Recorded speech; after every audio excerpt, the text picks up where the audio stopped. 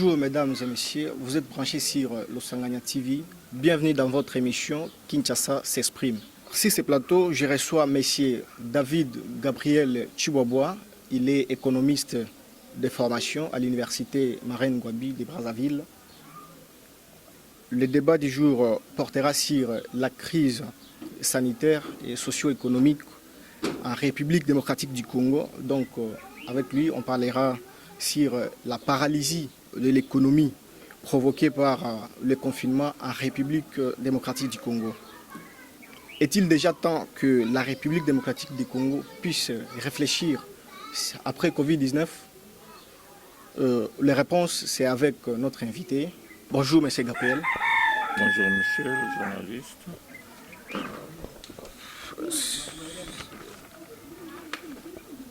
Coronavirus, c'est un mythe ou c'est une réalité? Coronavirus, c'est à la fois un mythe et c'est à la fois une réalité. Ça dépend de quel côté on veut prendre la chose. Mais disons que c'est une réalité. Pourquoi c'est une réalité? Vous avez plus de 400 morts, 400 000 morts dans le monde. Les pays les plus développés sont frappés de plein fouet.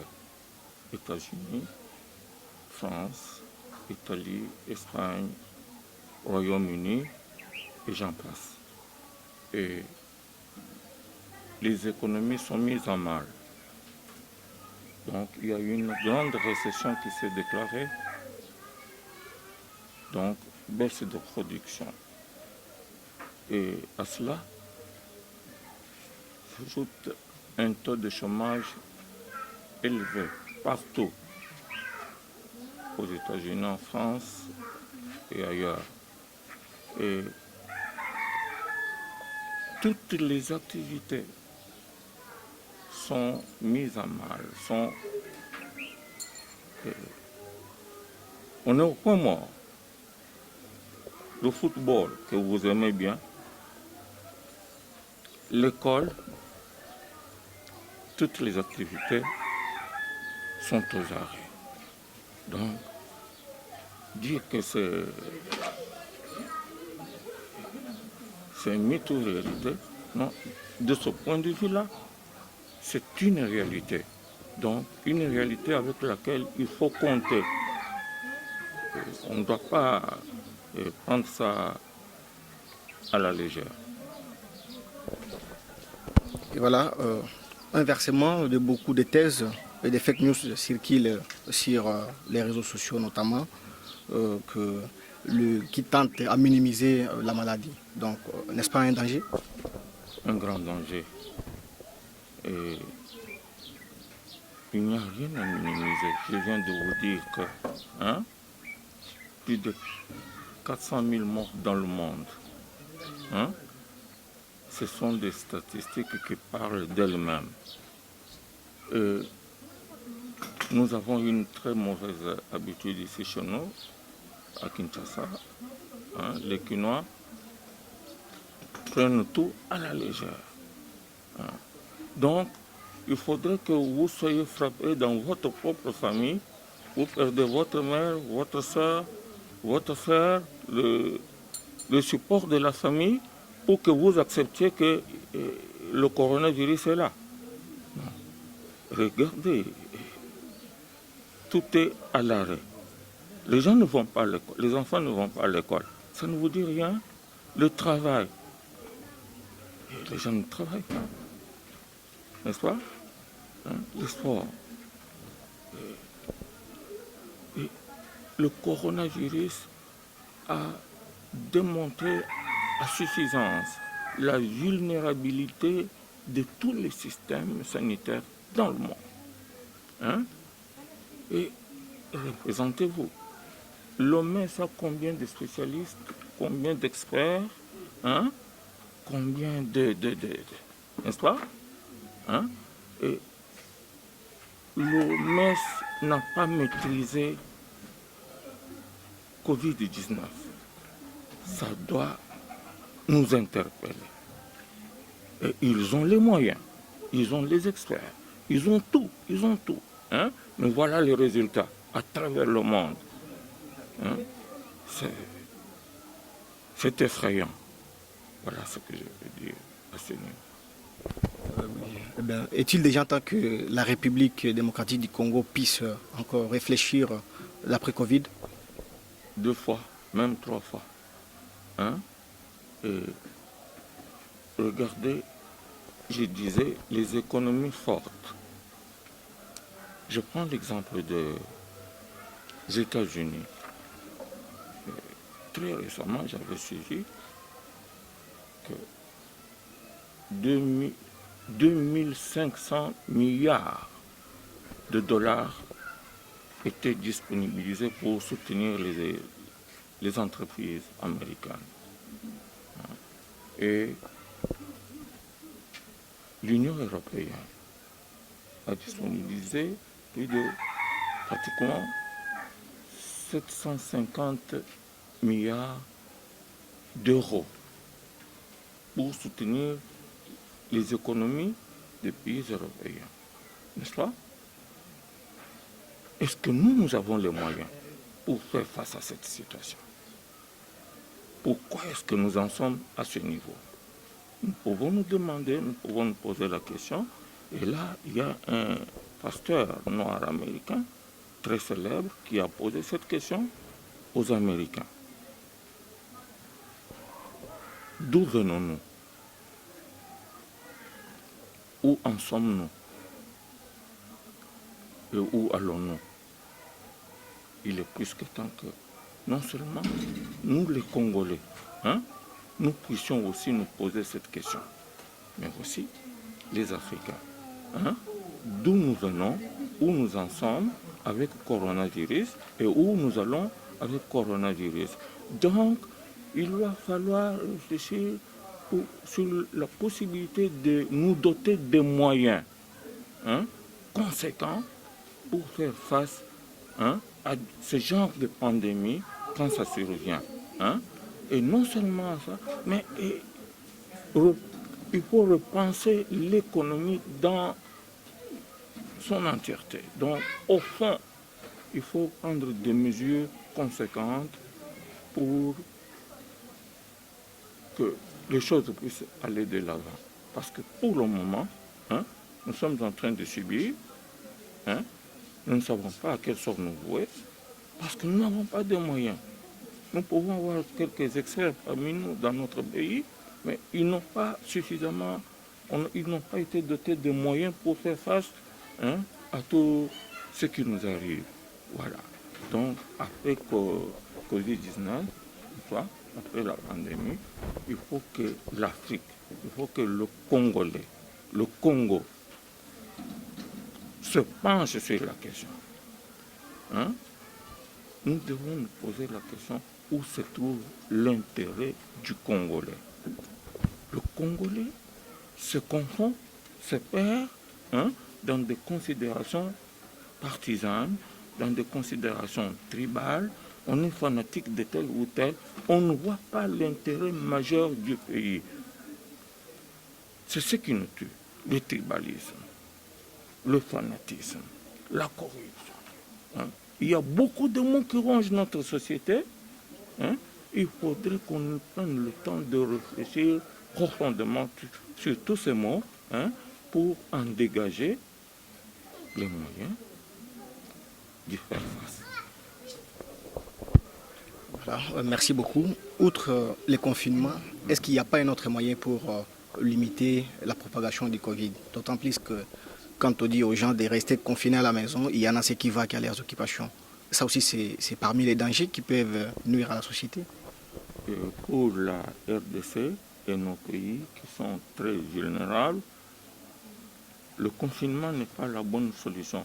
Même si ceux qui ont pris cette mesure, hein, l'ont fait avec toute la bonne foi du monde, hein, mais ce n'est pas la mesure appropriée.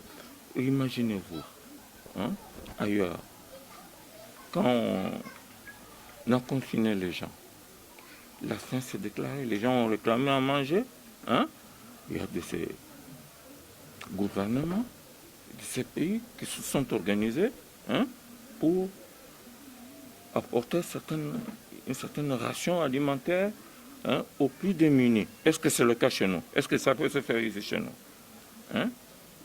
Le taux de chômage a augmenté en Europe, aux États-Unis, et ainsi de suite, n'est-ce pas? Mais les chômeurs reçoivent, on leur verse une indemnité de chômage. Et avec ça, est-ce que c'est le cas chez nous? Ce n'est pas le cas chez nous. Donc, après Covid-19, il va falloir réfléchir 2 fois, 3 fois. Donc, le confinement est une mauvaise chose, dans la mesure où, chez nous, nous vivons au jour le jour. Vous confinez les gens dans la maison. Et les résultats que vous escomptez avoir, ce n'est pas ce qui va arriver. Le confinement, engendrant la faim risque de tuer plus que le coronavirus. Donc le confinement n'est pas une bonne chose. Alors, regardez ce qui arrive dans notre pays, à Kinshasa ici. Les prix ont flambé. La monnaie a connu une dépréciation, une décote qu'on n'a jamais connue jusqu'à ce jour. Parce qu'aujourd'hui, nous sommes à 20 pour $1. De 200... 1920. 2000 francs pour un dollar. Nous sommes dans un pays où la monnaie n'est pas encadrée, les prix ne sont pas contrôlés, ne sont pas encadrés. Nous sommes dans un pays spécial et ça fait mal. Et surtout quand le commun de mon cœur, ça peut ne pas lui dire quelque chose, mais quelqu'un qui est formé, ça doit faire très, très mal. Parce que notre pays, tout ce que nous consommons est importé. Avec quoi? Est-ce qu'à la Banque centrale, quel est le niveau des réserves stratégiques, des réserves d'échange? On nous a dit, moins de 3 semaines. C'est-à-dire que tout ce qu'on dispose, tout ce que le pays, un pays comme la RDC, avec ce qu'il regorge comme richesse, donc on importe ce qu'on aura importé pendant 3 semaines, nous les consommons, c'est terminé et nous mourrons de faim. C'est ça ce que ça veut dire. Mais les gens ne comprennent pas ça. Donc, quand on dit réfléchir après le confinement, après Covid-19, nos dirigeants, ce sont des gens, ils sont là pour nous servir, ils ne sont pas là pour être acclamés. Et s'ils ne servent pas, s'ils ne savent pas nous servir, ça ne sert pas. Ça ne sert à rien de les garder comme ça. Le Congolais doit réfléchir et découvrir où se trouve son intérêt, de quel côté se trouve l'intérêt du Congolais. Nous sommes en train de subir tout ce que nous sommes en train de vivre aujourd'hui. Ça nous est imposé. Coronavirus nous est imposé. Ça nous vient de l'extérieur. Est-ce que vous connaissez ça? Alors, ça fait très mal. Et voilà, merci.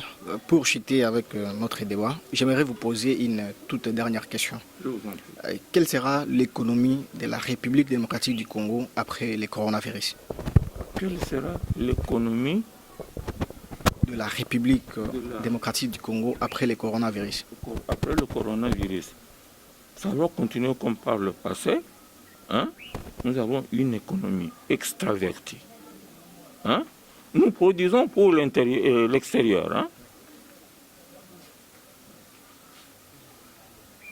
Et il faudrait que le peuple congolais comprenne que nous devons faire pression sur nos dirigeants, nos décideurs, hein, pour qu'on arrive à instaurer un système d'économie intraverti, donc tourné vers la consommation intérieure, hein, pour servir le peuple congolais. Toutes les richesses dont que le Congo regorge, hein, doivent servir, hein, le Congolais, qui est toi et moi. Hein. Et regardez dans quel état pitoyable se trouvent nos familles. Hein. On n'a pas de quoi manger. Hein. On ne sait pas se faire soigner convenablement. Hein. Donc, Covid-19 a démontré la vulnérabilité du système sanitaire partout dans le monde, mais ici chez nous, c'est encore multiplié par 2, par 3 fois. Voilà. Merci, monsieur Gabriel, d'avoir répondu à notre invitation.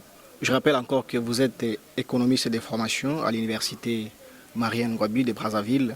Et vous êtes également expert en questions économiques. Mesdames et messieurs, nous sommes arrivés à la fin de notre émission. Si vous avez aimé, dites merci au réalisateur et on se retrouve prochainement. Bye bye.